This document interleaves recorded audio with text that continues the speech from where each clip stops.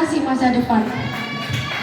Zaman semakin canggih, pengembangan teknologi semakin menjadi-jadi, sehingga pergaulan bebas para remaja semakin meluas. Pada hakikatnya, jiwa seorang pemuda haruslah banyak pandai-pandai bergaul dengan seorang kita. Tapi pergaulan di sini harus perlu digarisbawahi. Mana pergaulan yang langka untuk kita ikuti dan mana pergaulan yang harus kita jauhi. Karena kenapa? Karena identiknya di zaman sekarang bukan berdampak positif, justru berdampak negatif. Bukan kemaslahatan, malah masalah mendatangkan perpecahan dan kehancuran. Hadirin rahimakumullah.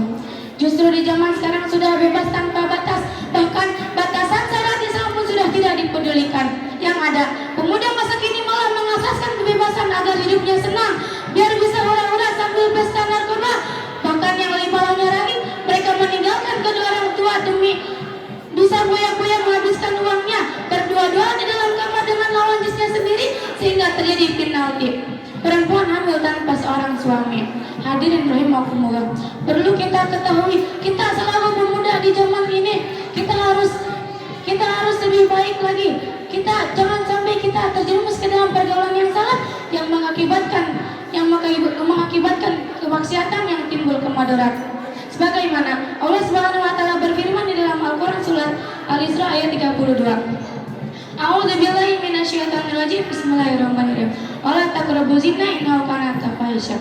Dan janganlah kamu mendekati zina, karena sesungguhnya itu perbuatan yang keji. Hadirin rahimakumullah, berbicara tentang zaman sekarang sungguh sangat memilukan.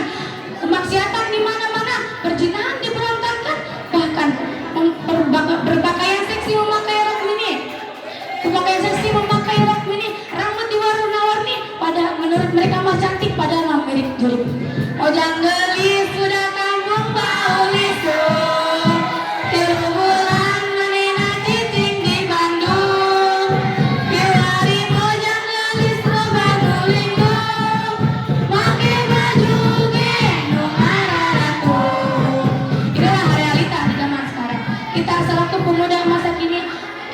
Menjauhkan hal-hal demikian agar kita bisa meneruskan perjuangan ulama dan menegakkan agama Allah Subhanahu wa taala.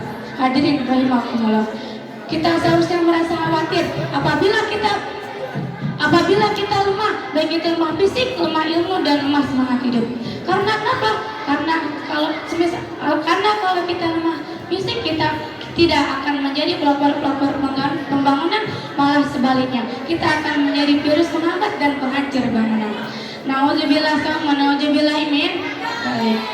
Jadi kesimpulannya, di momentum tahun 1445 Hijriah ini, kita selaku pemuda harapan bangsa yang harapan bangsa yang unggul dalam kejujuran, bukan hanya jujur terhadap orang lain dan jujur terhadap diri sendiri. Mungkin hanya ini yang dapat saya sampaikan, kurang lebihnya mohon dimaafkan. Wassalamualaikum.